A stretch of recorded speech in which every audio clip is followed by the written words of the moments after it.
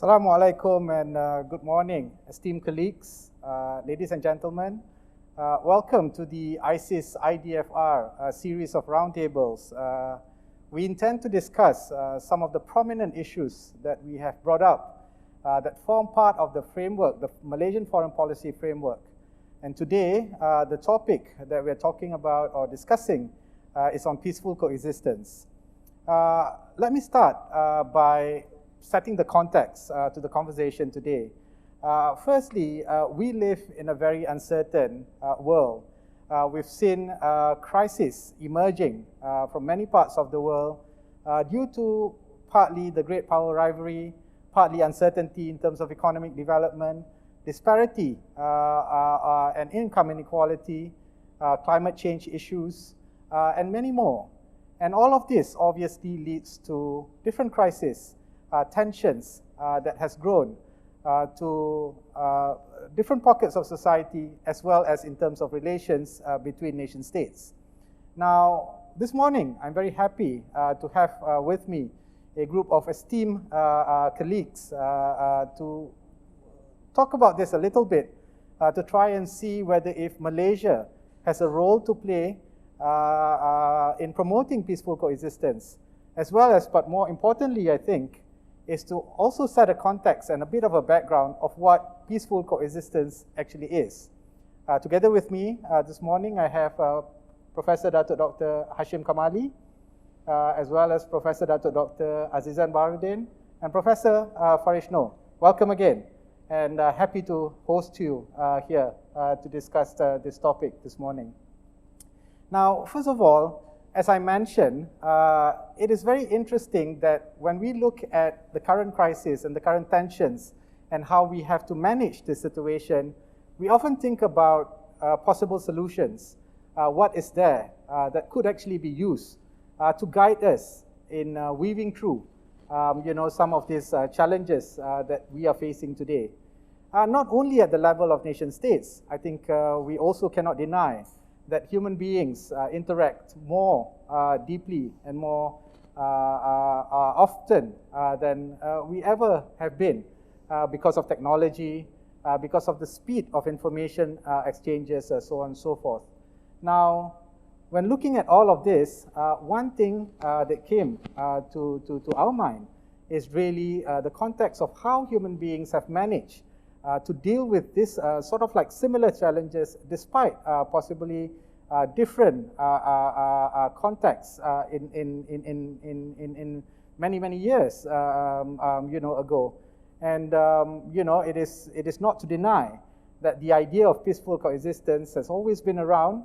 It has been defined in many different ways, but what's important is that it has pulled communities together, put leaders together, and we have managed to actually use this to progress and to basically address some of the issues and challenges that we face. Now, one of the interesting sort of like things about peaceful coexistence is that it exists in many different facets. It exists within the context of the Islamic thinking of what peaceful coexistence is. And I think that is, quite heavily defined and carried by the religion itself, by many thinkers, Islamic scholars before us.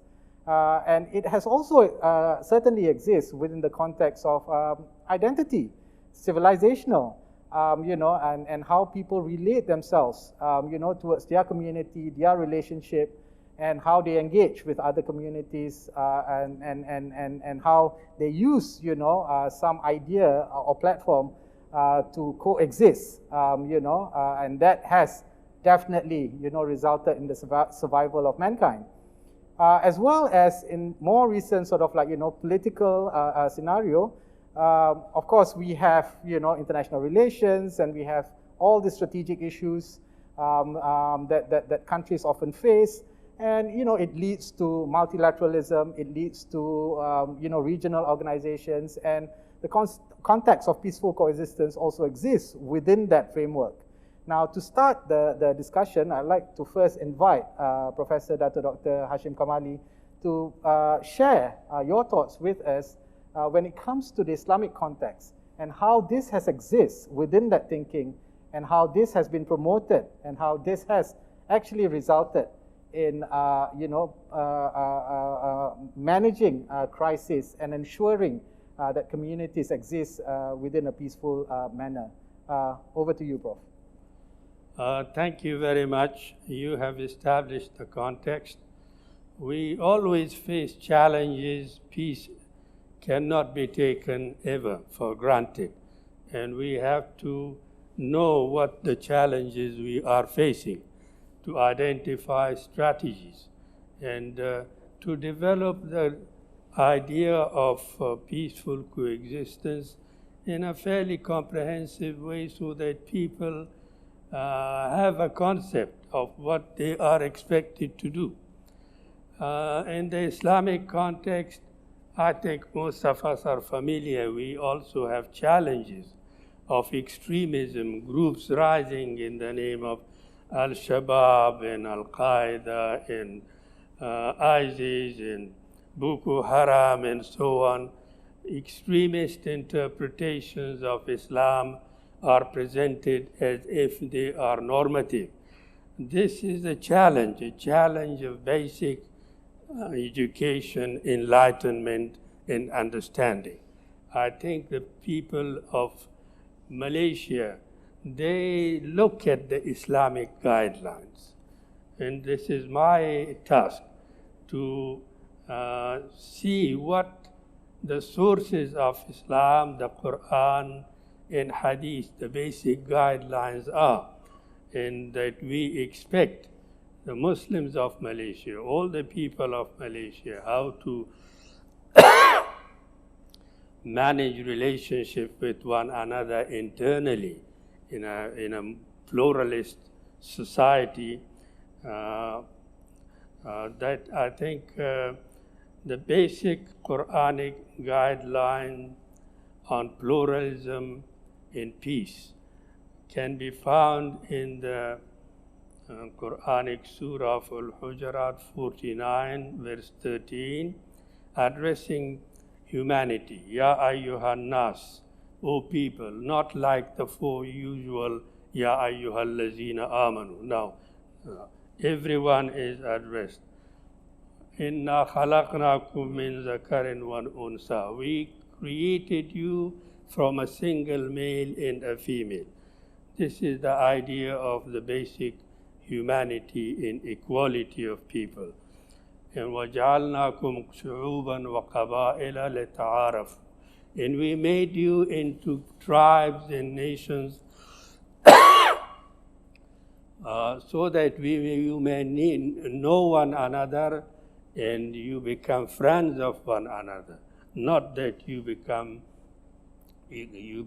enemies and challenge one another. Inna akramakum indallahi atqakum. But the most noble of you in the eyes of God are ones who are God-fearing.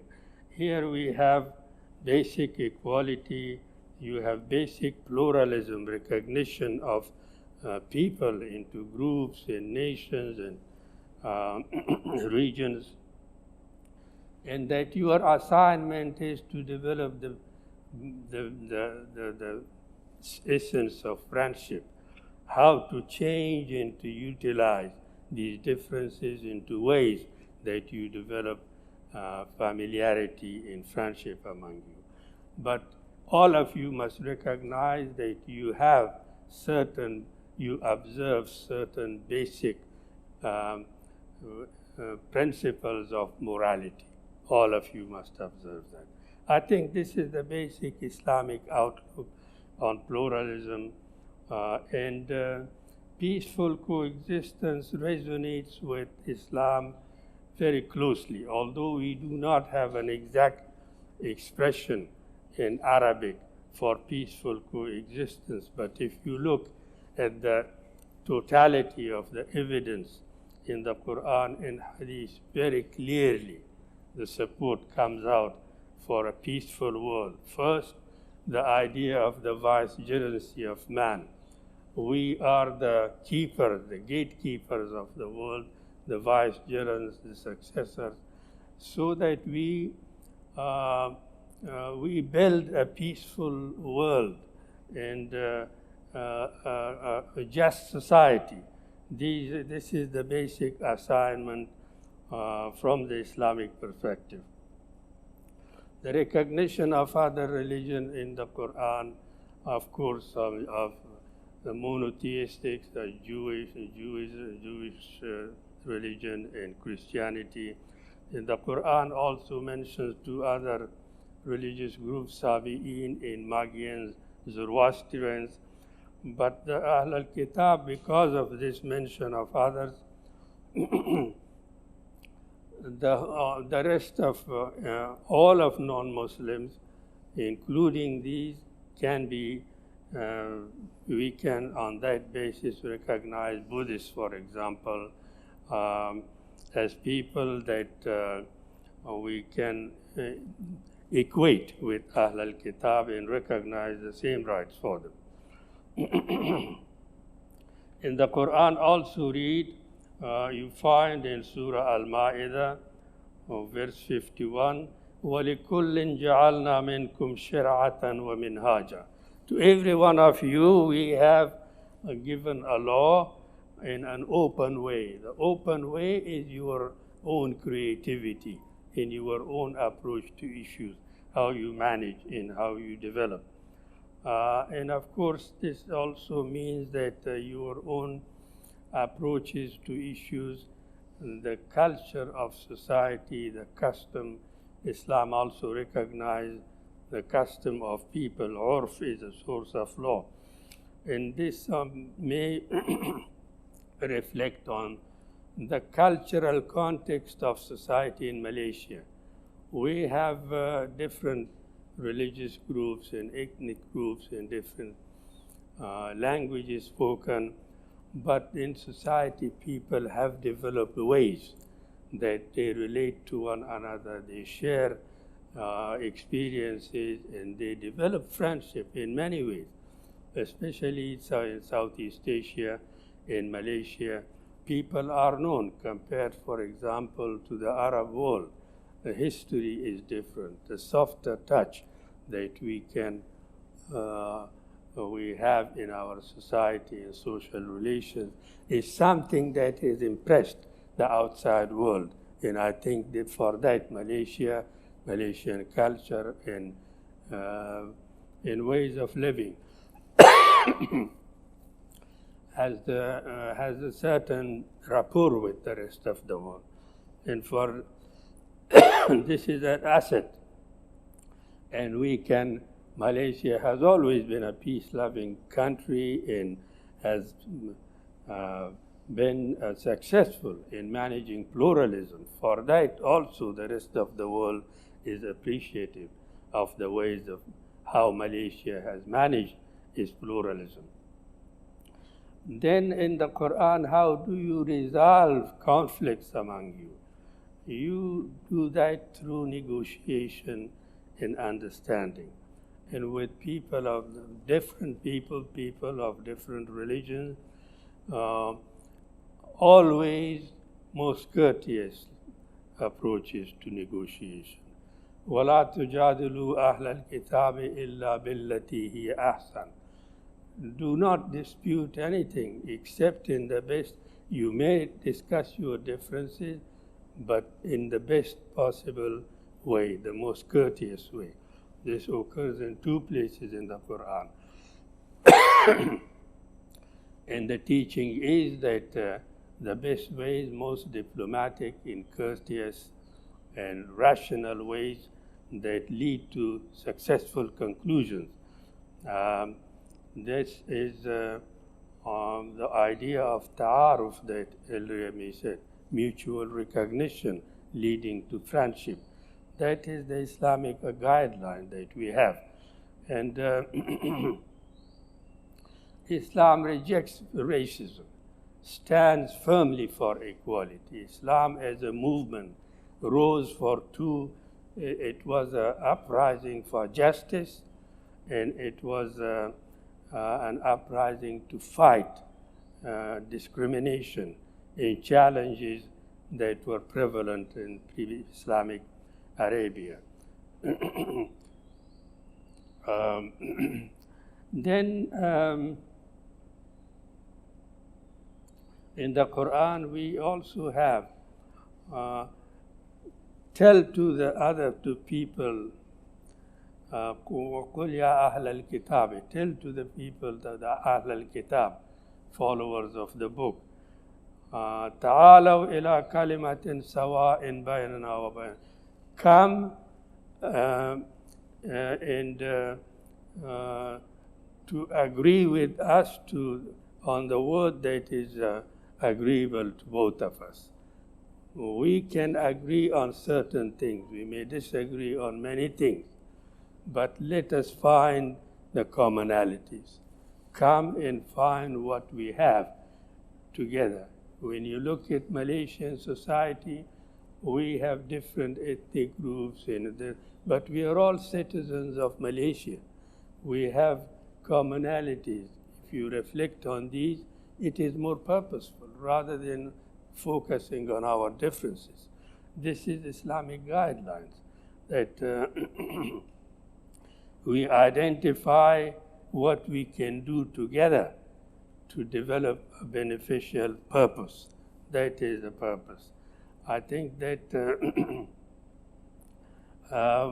again, in the Quran, how do you develop these social relationships? How do you develop ways that you do not allow conflict to take root in society? Several guidelines, how do you communicate with one another? And here you would be impressed to see that وَقُولُوا قَوْلًا سَدِيدًا, speak to one another in clear and concise ways. Your purpose should be clear. قَوْلًا مَعْرُوفًا, speak to one another in good words. قُولُوا قَوْلًا كَرِيمًا, speak to one another in generous and beneficial ways. Speak قُولُوا قَوْلًا مَيْسُورًا, in easy communication, commonly understood ways that you قَوْلًا بَلِيغًا, comprehensive in purposeful manner of speaking. وَقُولُوا قَوْلًا لَيِّنًا, speak gently and kindly to people. قُولُوا قَوْلًا حُسْنًا, beautiful words.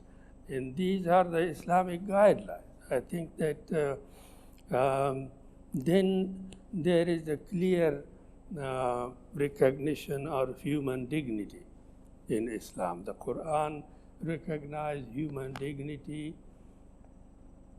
وَلَقَدْ كَرَّمْنَا بَنِي آدَمَ, we have given dignity to the children of Adam.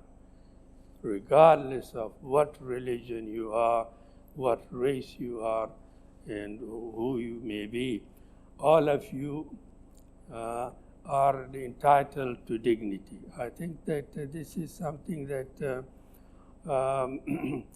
you learn the idea of equality in building the principles and ways of a peaceful world.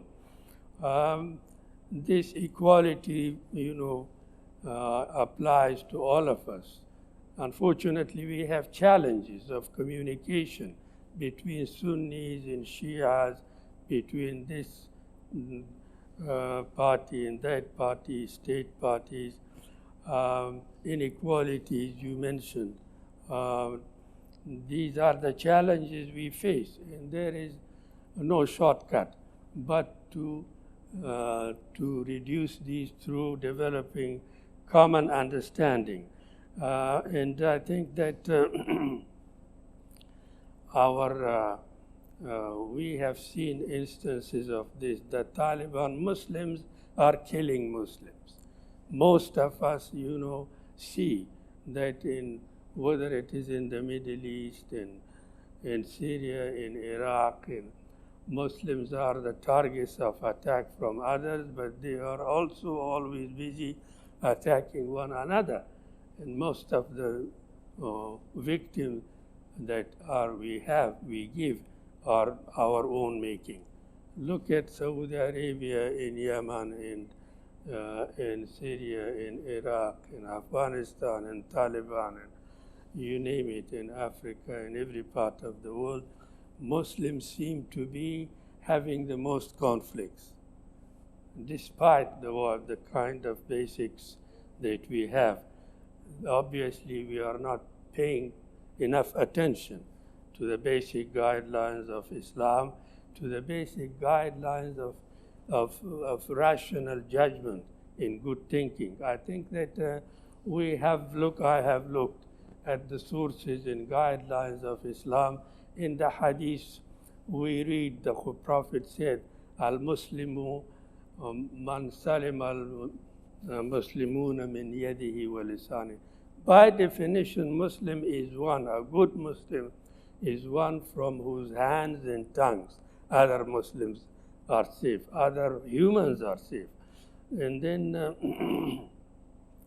I think that the Prophet, how he developed good relations among people of different, in his experience in Medina, for example, among his companions, the Muhajirun, the Ansar, they were different groups, different people.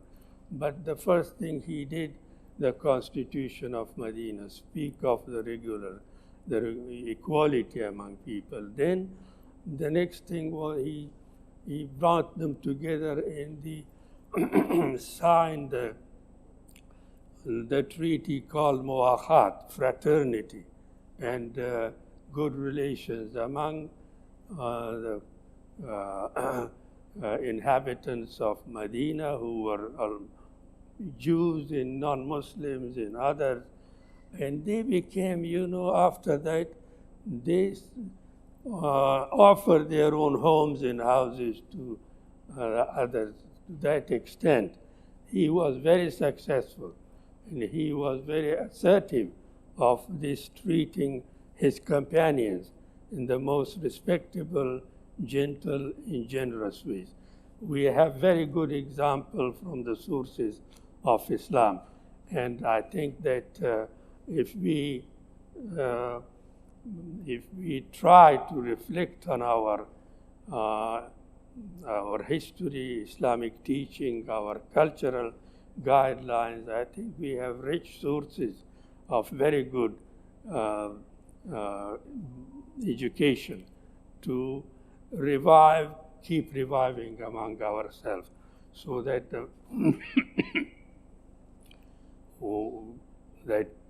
the foundations of peace are strengthened among us. And this is a continuing work in progress. Assalamu alaikum. Thank you very much. Thank you very much, Prof, for that. The religion, obviously, in Islam, in this context, has many, or promoted, many different thinking and approaches on how human beings can live, despite differences, can live peacefully.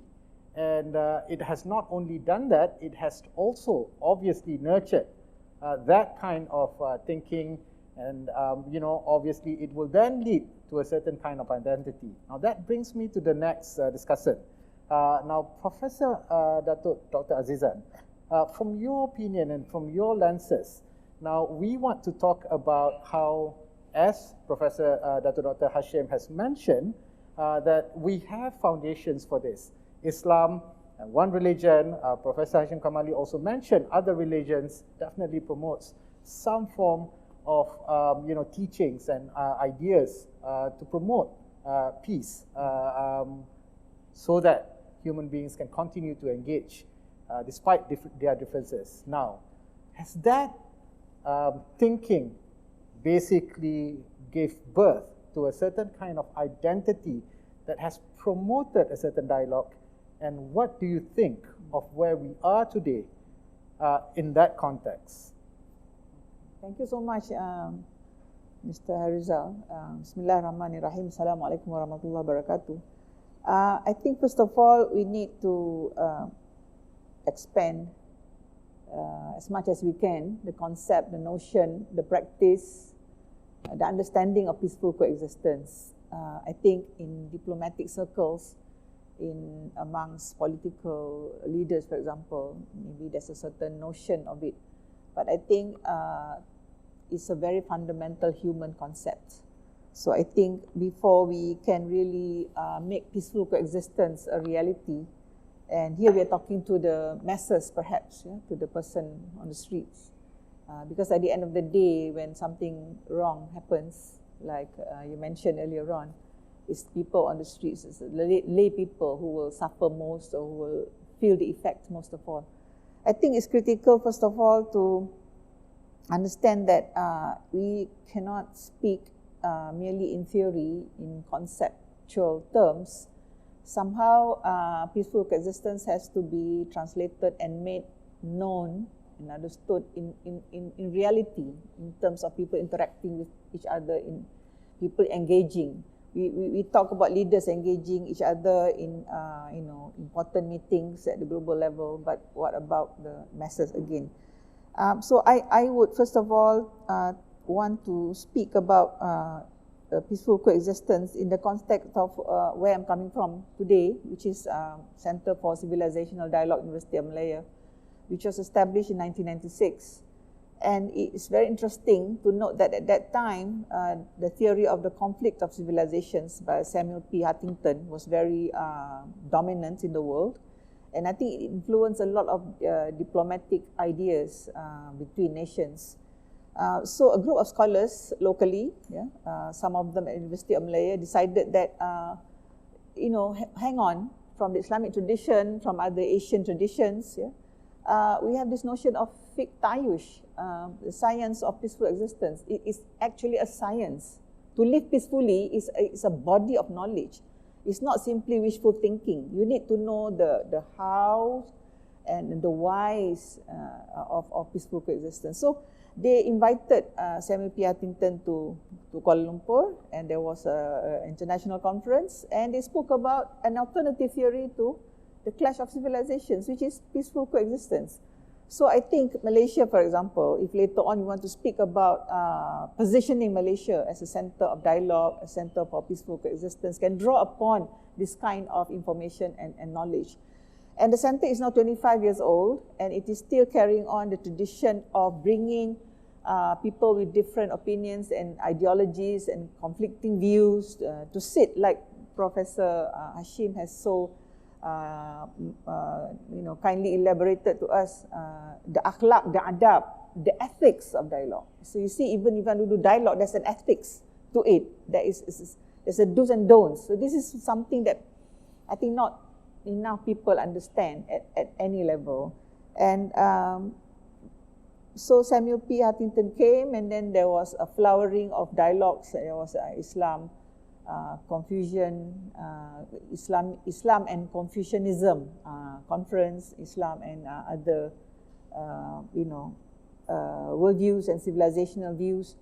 And I think we have to remind ourselves that in the context of Malaysia, we have to use the word pluralism and pluralists very carefully, because some people think that when you speak about pluralism, then you are like saying that all religions are the same, for example, which is far from what you mean. You're just using the word, I think, in the simplest notion, which is as opposed to singular, you have plural, right? So you have in Malaysia a diversity of civilizational backgrounds, a diversity of worldviews, vis-a-vis life, vis-a-vis nature, vis-a-vis the purpose of life. So you see, one scholar that came to our center, if you want to demonstrate this in a very simple term, dialogue is like, you need dialogue because if you're over there, what you see as my hand, the reality of my hand and my palm is from that side. Whereas where I'm sitting, I see something else. So dialogue just enables us to actually turn around, see? Just come this way. Look and see what I see, right? And likewise, I have to see what you are seeing. So then we draw the similarities that Prof was saying, draw upon the similar values that we both believe in, work on that. And then let's talk about the differences. You tell me why you believe in A, and I believe in B. And and we explain and justify why we see things in a different manner, so we accept that. And so we accept differences, respect differences, whilst at the same time benefiting and, expanding on the common values. So I think dialogue and peaceful coexistence cannot be separated. And you talk about identity, this is very interesting. I think many people today are deprived of their identity, whether they like it or not, whether they realize it or not. So I think one fundamental, need or underlying basis for peaceful coexistence is the notion that we need to reclaim our common humanity, right? The Quran talks about all mankind, regardless of whether you have iman or not. Bani Adam, say to the Abrahamic religions, okay, you have Bani Adam. We are all ancestors, descendants of Prophet Adam, right? But in biological terms, let's say you do not belong to any specific religious views, right? You believe in Homo sapien. You believe in your biological existence. And this is critical to mention because when you dialogue, you are not only dialoguing between people with specific beliefs, Sometimes there are lots of people who don't belong to any religious group, then what about them? So I think this is important for religious people to understand that, agnosticism, the fact that people just believe in humanism, for example, they have to be brought to the table too. Here again, I'm very careful with what I'm saying because we don't want people in the audience to think that, there you go, the moment you speak about dialogue, the moment you speak about bringing people together, you are being pluralist, which means you equate everybody. No, I'm just saying that each one of us, what do we have? Ourselves. And what are we? Excuse me? We are humans. So what about our humanity? Okay, and we talk about identity before you move on to say, I'm a Chinese, I come from so-and-so, I'm a Mongolian, I'm a Bidayu, whatever. First of all, I am a human being. What does that mean? I breathe and I feel. So I have my physical, I have my spiritual dimension, I have my emotional dimensions. So how do I relate all those? How are all those things inside me related to what's around me, right? And surely every baby is born with certain cultural lens.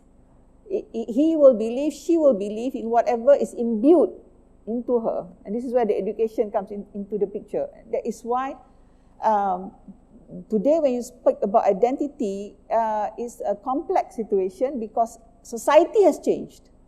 Whereas previously parents have the time, perhaps, it is a wajib, it is a must that certain things are done by our parents to us. But these days it's very difficult to talk about that, and we even have societies where the notion of family has changed. You don't have a female mother or a male father, not necessarily. So how do you deal with situations like that? Therefore, I think when you speak about peaceful coexistence, yes, by all means, if your identity is an Islamic one, go for it.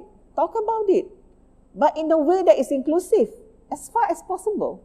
By you accepting the fact that the person in front of you is talking about the same hand, but he sees it from the other side. And you are seeing it from this side. So, what choices do we have?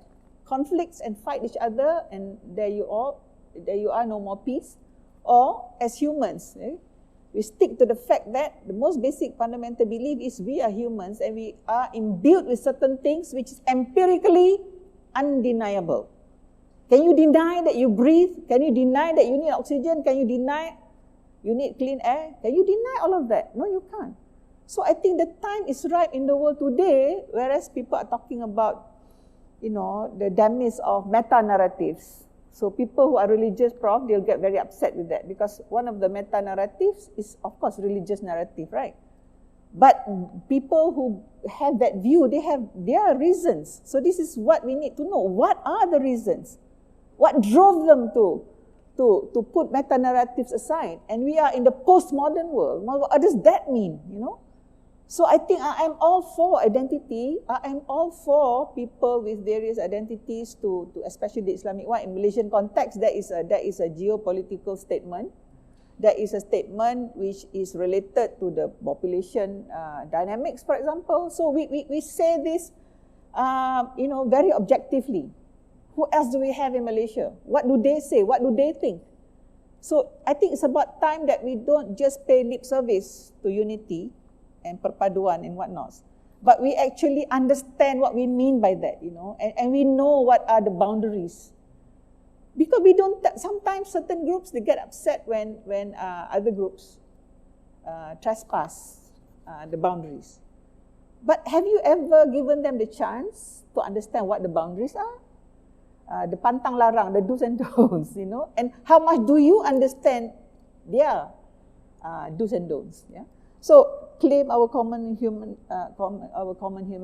first of all before you can talk about your identity. And then I think, if I'm not mistaken, in the preamble of the Charter of UNESCO, it says that since war begin in the minds of men, so peace need to begin in the minds of men too. When you talk about the mind, what are you talking about? Knowledge. And it's a shame with all the gadgetry that we have around us. A futurist, Richard Slaughter, said that today we are technological giants, but moral midgets. Now, that's a statement that is worth talking about in the context of peaceful coexistence, because peace is not only a moral principle, right? But it is also, I think, a very physical, scientific principle. So here, if you will allow me, I'll just extend the notion of peaceful coexistence, not just between man and man, but also man and nature, right? You don't have to have a Bachelor of Science degree in biology. Excuse me, you don't have, you don't have to. Yeah, we are, like you said so aptly in the beginning, we are in the midst of climate change. Let's do a survey. How many people actually understand that notion? And here again, we can, let's not do the blame game. It's all those people, the meteorological department, they never warned us. They told us about it, but they never warned us. So this morning when coming here on the radio, the expert was saying, in Japan, for example, there's, Ramalan, there's telling people what may happen soon, but there's also the amaran, the warning. So between the telling of what's going to happen and the actual warning, there is a gap. And in Malaysia, the second part apparently is not well developed, the warning part. After you have the data, the scientific data of the storm coming and whatnot, you're not translating it into the warning system. So I think today that can be a rallying point. Because when you speak about dialogue, it can be dialoguing in theological terms, in conceptual terms, in many ways. But there is also something called the dialogue of life. And this means that people of different backgrounds come together to speak about a common issue, a common problem. And today, climate change is the problem. It's not a problem, it's a challenge. Yeah? So we also have to be very careful with the words that we're using, because while we use words, we're actually brainwashing ourselves. Yeah?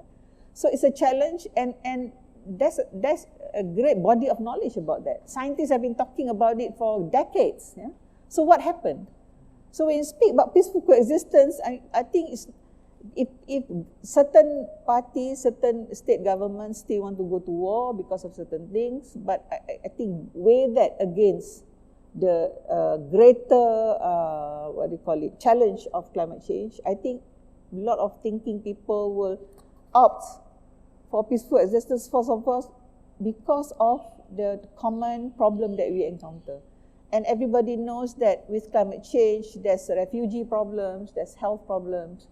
And they were saying that just with the recent floods, we lost 6-point-something billion ringgit. Yeah. So they were saying that if only we can pull our resources and our thinking together and we invest now, probably that amount, in the future we will save double that amount, triple that amount. So this is the kind of issues that call our attention to paying closer or giving greater respect to nature, to the environments. And I think Today, it's not like you're doing this when you love nature, you respect nature, you're not simply being romantic about it. No, it's a real reality that has to be embraced, because we live, first of all, in a home which is nature. That is our first house. And oxygen, water, and land are our life support systems. And right now, those three items are being depleted at a very rapid rate, and data is showing that. So the question is, what is peaceful coexistence with nature all about? And that is why we have the Sustainable Development Goals, for example, because climate change does not merely affect climate, but at the end of the day, it affects us human beings, and we don't even have time to speak about identity if just physically we are not able to survive. So I hope that in the narratives, diplomatic or otherwise, of peaceful coexistence, people will also speak about relationship with nature, and there's a lot of literature to that, and I think what needs to happen is we need more holistic approaches to everything. Yeah, thank you so much. Yeah, maybe. Thank you. Yeah. Thank you. Those are very interesting points and concepts that you've brought about. I think this leads to my question, to Professor Dr. Farish. This idea that conflict exists in the minds of man, and obviously it translates in the relationship between man and man, as well as man and nature. But to be gender sensitive is not just man; it's humans, right? So the concepts or the idea of conflict as well as peace has to start from this individual unit. Now, I want to extract that a little bit further, and I want to try and get your take on how this has impacts the relationship, obviously, of nation states. And the idea of nation states, we all know that it comes out of crisis. That was why states actually exist. It was not born from peace. It was born because of war. Now, if that is the identity of states, how do you think the idea of peaceful coexistence can exist within this concept of states, and how that can basically be promoted or prolonged from your perspective, historical as well as current, on how we manage this relationship, especially to this region? Prof. Okay, why don't we set this in the context of the region that we are familiar with, which is Southeast Asia. Now, to go back to your point about the modern nation state as a product of a crisis of political violence, and how the modern nation state, the Westphalian state as we understand it today, is basically the net result of prolonged internal conflict within Europe itself, which has given birth to the nation state and later the colonial state and the post-colonial state. If you look at our region, Southeast Asia, some would argue that before colonization, the various polities of Southeast Asia lived in a state of relative peace and coexistence, mutual recognition and coexistence. But we need to ask ourselves, were these pre-colonial polities consciously attempting to create this stable condition or this prolonged state of peace, or was this by default the result of other forms of political economic praxis, which was fundamentally centered on trade? What kept our region together, Southeast Asia, before colonization? What kept it in a state of relative stability was the mutual economic dependency between the various polities. We were trading all the time. Peace becomes the result of that, because you can't have trade when you are in conflict. Now, to go to your question, therefore, when we look at conflict, now this is the important point. Wars are engineered. Wars don't happen naturally. We do not spontaneously, for no reason whatsoever, pick up arms and go to war against one another. And I think this is where, when we look at the state of the world today, and we look at the manner in which conflicts have been engineered, particularly from the 18th century all the way to the present, we see the role played by not only states, but all the tools of modernity that we are familiar with, mass media, social media, propaganda, tools and services, which are all now at the disposal of various nation states all over the world. Now, unfortunately, the reality is, living as we do in a post-colonial Asia, many of the forms of political praxis that we have in Asia, in Africa, that were colonized for several hundred years, bear the traces of this colonial encounter, starting with the very notion of the nation state itself, and starting with the borders that we have inherited, which are colonial borders. And so that logic of the modern state, that violent state, is somehow built into our post-colonial present. And I think this is one of the reasons why, notwithstanding all the efforts that have been put in to bring about understanding, dialogue, recognition of difference, alterity, and what have you, there remains within the international order, all these mechanisms that were the result of violence and are predisposed towards violence. So how do we get out of this? Now, this is where I think, and I agree with what Professor Azizan said, right? The dialogue takes place at a number of levels. You have dialogue at the level of states, where statesmen will assume subject positions that are political and ideological. But it doesn't mean that the communities they claim to represent agree with this. So we see this in many parts of Asia today, Southeast Asia, East Asia, South Asia.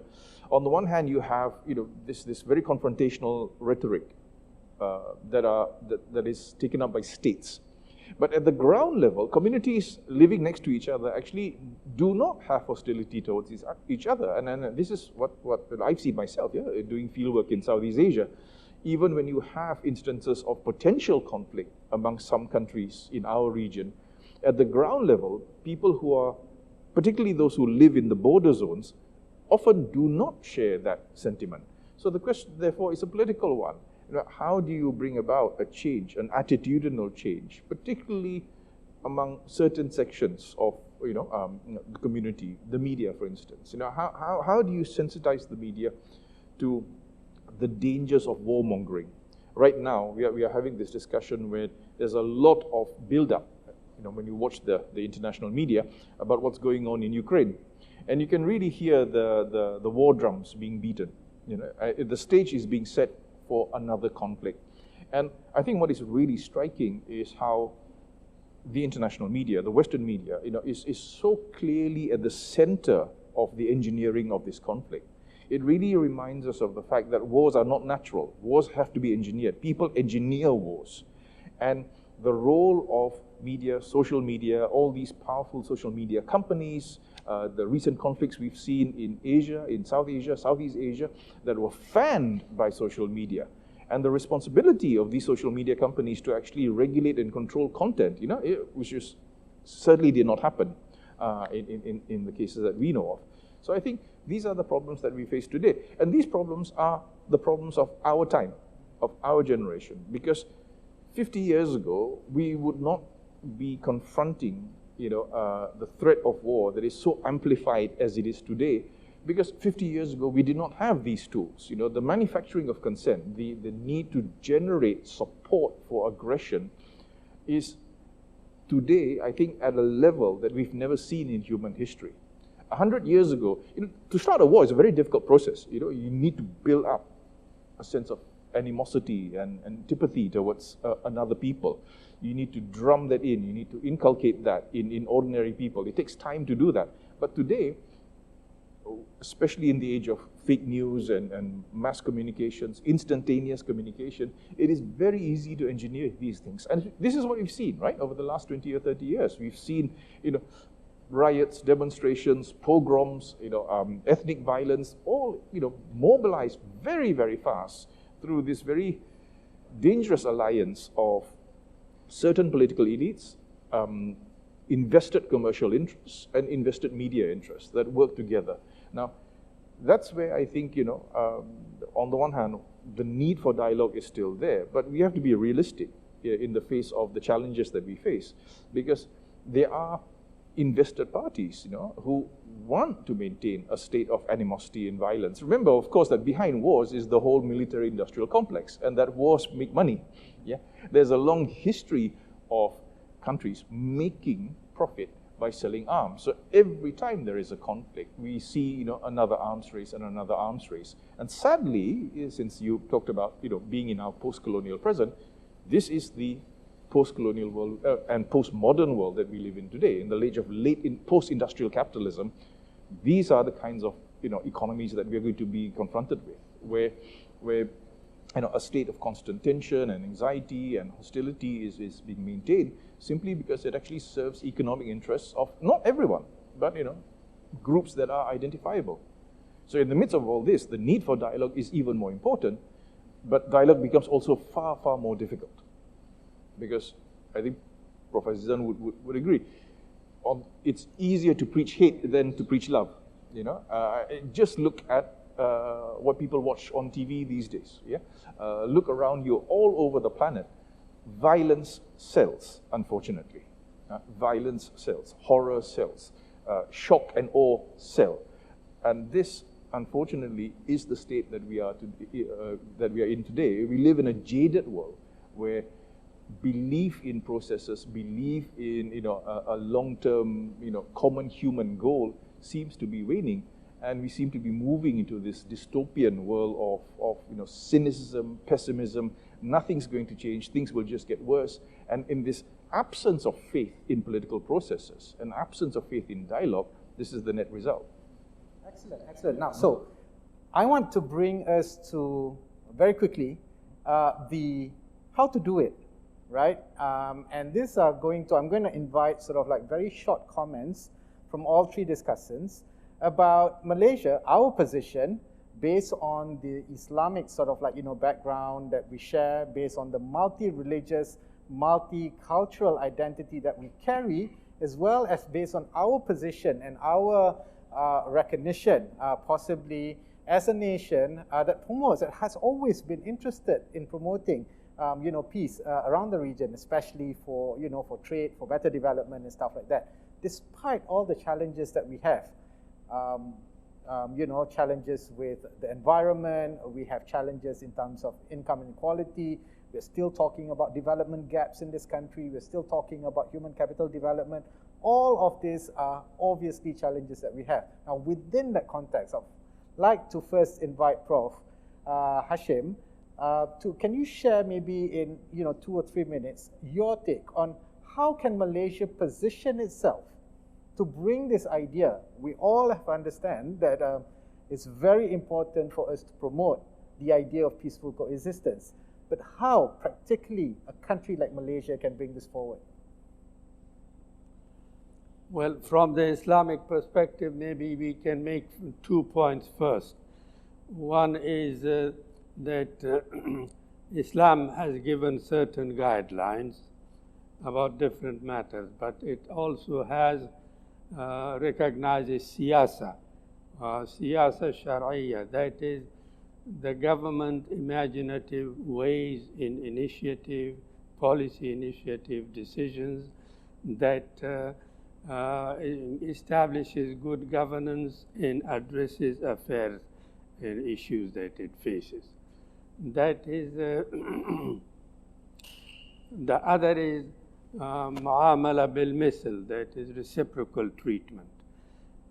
Peaceful coexistence always has challenges. You have to contextualize with who you are dealing with in relationship with other states and regions, communities. I think that you contextualize your action in accordance to what is appropriate. This is that Islam gives some guidelines, that is the Sharia, but outside that it is rationality, good judgment in leadership, in initiative. This is also recognized under the term siyasa. Malaysia can utilize its strengths, what it is recognized to be best at. For example, managing pluralism,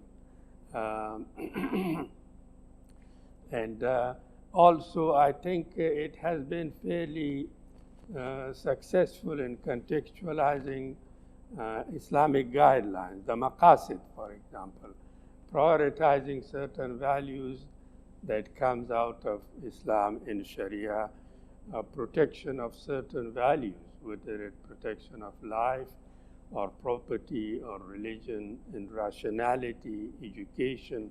These are the basic kind of guidelines that you prepare yourselves. And also the moderation, the wasatiyya, the guidelines, that moderate action in every area of the Quranic guidelines is that you be moderate in all contexts. Even if you are a judge, even justice cannot be too literalist. So moderation is practical judgment, but you avoid extremism. We are surrounded by extremists, people who twist the Islamic text and guideline and impose their own ways, and also with challenges from outside. I think that Malaysia being situated in ASEAN, it has been recognized, I think, successfully for having moderated certain conflict situation like the Moro, Bangsa Moro in the Philippines. I think Malaysia was given the kind of, both sides acknowledged and recognized Malaysia's way of arbitrating, and it did it successfully. I think that role Malaysia can still play in conflicts that maybe ASEAN generally, I think, has to some extent been trying to manage Myanmar's excesses in the military kind of. Yeah. Now, excellent. On that point of Malaysia being involved and of course have promoted certain peace initiatives, efforts in this region, and we continue to be very consistent about some of the issues that has risen right around this region. I'd like to move now to you, Prof. Azizan. When we look at this, and people often relate to foreign relations starts at home, right? It is that identity that we are trying to project. It is that identity that we are trying to bring forward. Now, from your perspective, how do we move forward to strengthen this, looking at the younger generation in this country, looking at the issues that we are still facing and we're still addressing? Are we able to strengthen this role that Malaysia has and that Malaysia is recognized to a certain extent in the future? Now, your take on that, Prof. Bismillahirrahmanirrahim. We've heard of that phrase, right? Malaysia, truly Asia. A few years ago, we were speaking that out loud. Yeah, I think we should revive that, and I think, like Prof has mentioned just now, our history speaks of inclusivity, right? It's nice that you said that diplomacy begins at home. I think that's something that has to be worked on. Yeah, let's not look back. Let's move forward. Let's not blame this and that. Right now, you, me, all of us on the stage, all of us out there, we have our own spheres of influence. What I'm saying maybe sounds cliche, but that does not sound profound at all. But that's the point that we've missed. Each one of us are points of energy, of transformational ideas. Yeah, how many universities we have? 21 universities, if I'm not mistaken, the non-private ones. They have vice chancellors. I say this with the greatest respect. Yeah? And the university I come from, it has 25,000 students, if I'm not mistaken. Look, the sphere of influence that belong to many, many people at different levels, many leaders, are so huge. Begin with small programs. I'm not saying that all universities should have a center for civilizational dialogue. I'm not saying that, but in different forms, in different formats, maybe there are. So, can we move to make peaceful coexistence something real by not simply talking about it? Let's put it on paper, yes, of course, by all means. But today we've got the media with us. Can we talk more with the media? Can we not have partnerships with them? Because this is for the nation. If the nation is good, everybody is good. If the nation is not good, everyone suffers. So this notion of collaborative efforts, again, just because I did biology in my undergraduate, and the thing about biology, and you don't have to be a biologist to know this, nature is full of collaborations. You've heard of the word ecology. What does that mean? Everything in nature actually, they survive because it needs others and it depends on others, and vice versa. It takes, but it also gives. So I think this is the fundamental human trait that we need to revive. And you are a diplomat, and you have your world of foreign relations and all of that, and you will have your way of making this real at the dialogue tables when you go to your partners internationally, for example. But in the here and now, I think not being too idealistic about it, nor too simplistic about it, I think is a reality that you can pick up on almost any topic that is of value, that is of significance to our life today, and create a dialogue out of it. This afternoon we're going to talk about planetary environmental wisdom from the Quran. But we are inviting our colleagues from all faith groups. We recently had a conference with our Buddhist colleagues. So they spoke about their worldview, we spoke about our worldview, and guess what? Nobody was trying to convert the other. It's just that after that, now I know what the other side looks like. And hidayah, tawfiq in hidayah, okay, iman, comes from Allah. That's not our work, But what is a sorry state of affairs today is that we don't tell each other who we are, what we stand for, what we believe in, and why. And we don't express that care, that love. But the recent floods, I think the flip side of it is that we saw how Malaysians truly are. They came to each other's rescue. They didn't look at the race or the religion. They are our neighbors. And that's a very excellent point, Prof. And I think if I may bring that to you, what do you think? I mean, when we talk about foreign policy frameworks, when we talk about all this initiative, it's not about achieving it tomorrow. It is about continuity. It is about how we, in a longer run as well, look at our country and where we can be in the future. And obviously promoting all this, a common humanity.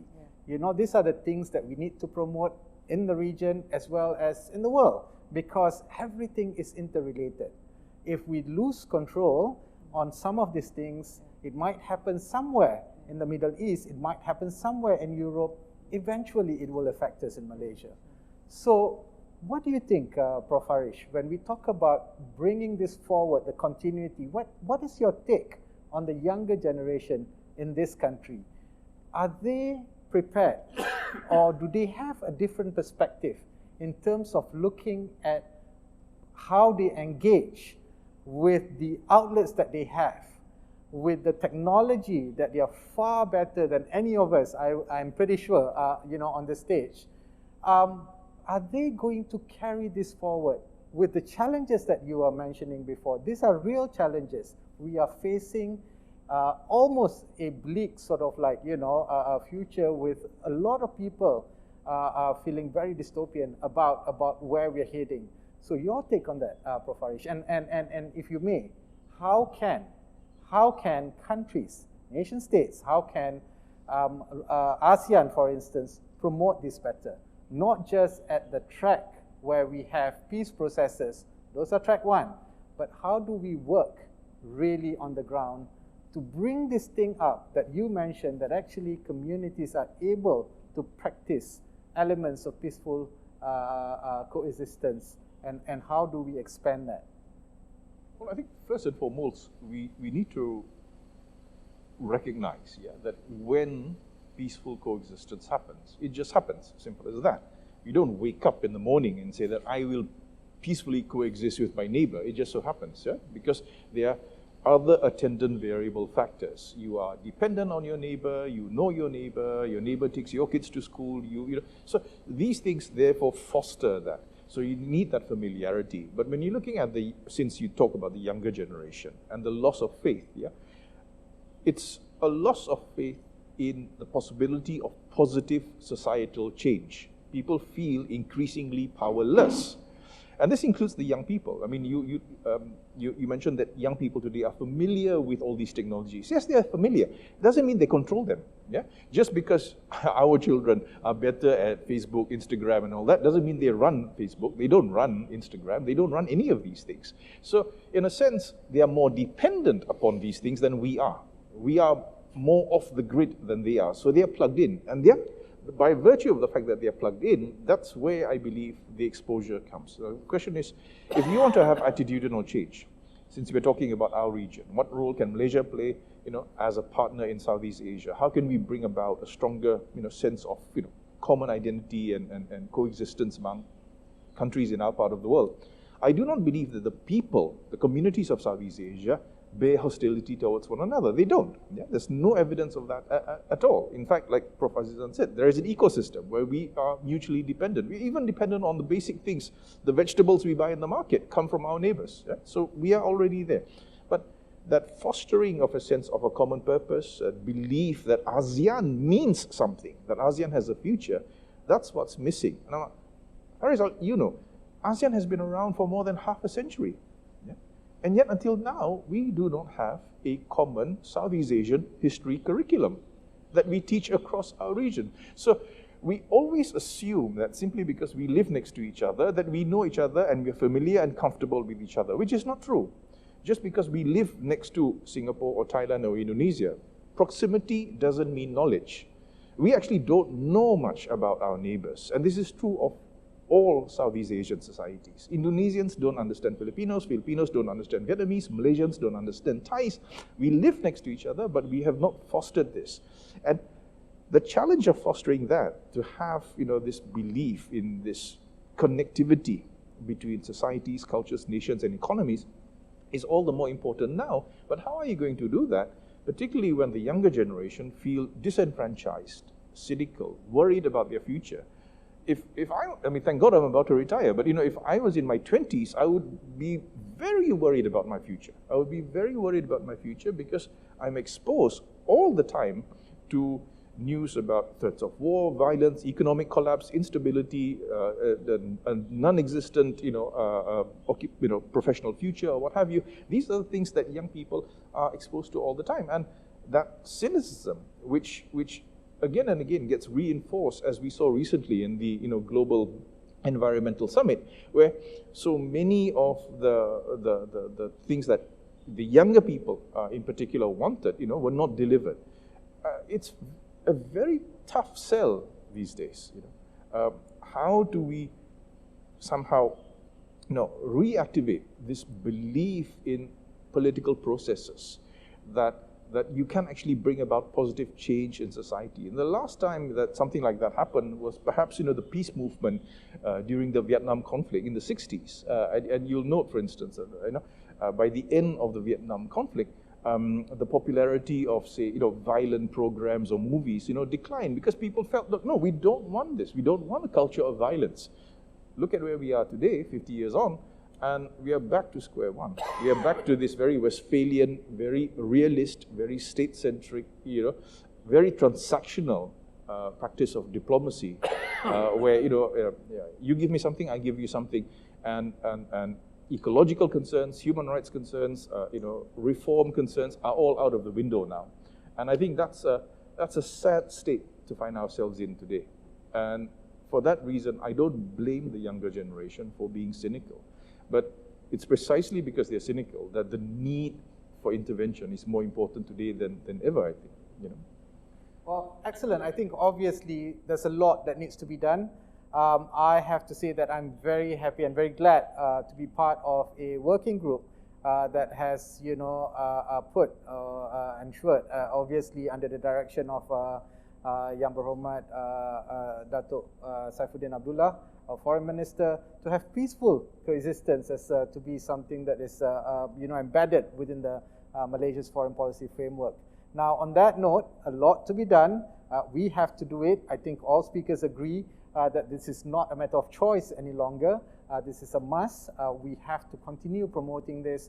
We have to ensure the younger generation, despite all the challenges that they face, despite the uncertainties, that are able to understand these concepts and carry it forward. On that note, you know, I would like to invite, if there are any questions from the floor on the topic, we'll take a maximum of 3 questions, and please address the questions to the specific speakers. And if you can be brief as well. Thank you. Hello, I'm K.S. Balakrishnan from University of Malaya, and I think the panelists gave eloquent ideas on values, good values that come from religion. I guess every religion has got that essence in it. But we are in material world, and materialism is so strong that even a small country like Malaysia is swallowed by a materialist China to an extent we dare not even to voice out, you know, our actual feeling that they are doing wrong, they are aggressor, you know, those kind of stuffs. Or we are also, with all this belief that we have fundamental principles, we dare not to voice out to the Saudis, saying that they are doing the wrong wars in Yemen, you know. So we have gone to that level. So how a small country like Malaysia will have to deal with this kind of situation for future generations, because you all have the right knowledge. Yeah? Thank you. So the question is for, Professor, the question is for? All right, so anyone to take up that question? The question is about, you know, how Malaysia has to balance its position internationally, and, you know, it can be quite tricky with all these developments around the world. But, you know, we have to stay firm, and we have to also promote certain thoughts and ideas that we have. Now, obviously, we have to treat, you know, all situations fairly and openly. But how do we do that in this very, very, you know, complicated, you know, relationship? And obviously, for a small country like Malaysia, we need to master that to survive. Any takers? I'll have a response. I think there's a very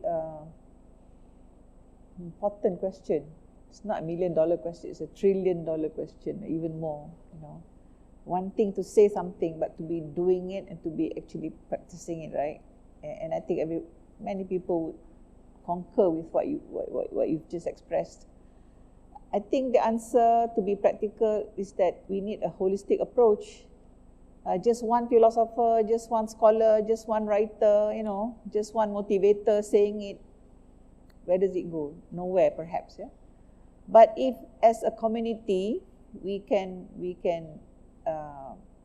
know, have a louder voice, and we have the adab or the ethics. Adab means the courteous ways, the nice ways of engaging the media, perhaps, and relevant authorities. Then I think we can go far, because with exactly the same gadgetry, you know, if we can convince our young people to organize themselves, one example, yeah, to have a voice, and have this voice heard in a consistent manner and supported by authorities in the community, I think it will go some distance. Because I think the statement is undeniable, but then again, it is also a reality that in that materialistic whatever block that seems to be haunting us. I'm sure you've been to China. I'm sure you know people from China, for example. We've heard of people like Jack Ma. People are scared of the singularity. People are scared that AI, artificial intelligence, will overwhelm human beings. But what did he say? He said, don't be scared. Do not compete with the machines, what the machines can do better, calculating and all that. But these machines, they cannot do what humans can do, which is collaborate, empathize, love of beauty, and so on and so on and so on. That's why I go back to what I said earlier. One science that we need to teach today, one knowledge, type of knowledge, is what is a human being? What it is? What does it mean to be human? Where did we come from? I'm sorry, I mean, it's no more about whether it's Islam or whatever. I can only speak about Islam because I'm a Muslim. So, in Islam, the Quran is the book that says who we are, where we come from, where are we going after this, why are we here? And whilst we are here, how should we live? And the muamalah and all that, these are just the background. Every day you have to be doing things, right? But then again, the attitude, the values that you deal with those things, come with your religion, like it or not. From the word religari, to be bounded to something. Religions means that our akal, our reasoning, and our sense of feelings, are bounded by certain values. Some Muslims do not realize that a lot in the Quran is about ethics, actually. It's not about laws. This is the misunderstanding. When people say about Islam, it's all about laws, do's and don'ts, do's and don'ts. You don't understand. There's a lot of things inside there. So I would challenge myself, just as I challenge my students. I used to teach at university also, regardless of their background. What are you, a Hindu? Okay, how much do you know about religion? How much do you know about your religion? Do you believe in them? So the sad answer for many young people is that they don't have the opportunity to really learn and understand. And sometimes the worst part is when they ask questions, they are warned not to ask questions. So I would say that the way we teach our children religion or traditional values need to change also. And is there guidance about this in the books? Yes. In Quran, yes. Okay, Prof. Yeah. Those are really Yes. very, very strong and Yeah. important points. Yeah. In the interest of time, Yeah, unfortunately, sorry. I have to come in. Sure. I think we have all heard excellent sort of response from the discussants on the idea of peaceful coexistence today. What's really important is that fundamentally there's a practice, there's a religious sort of outlook to this.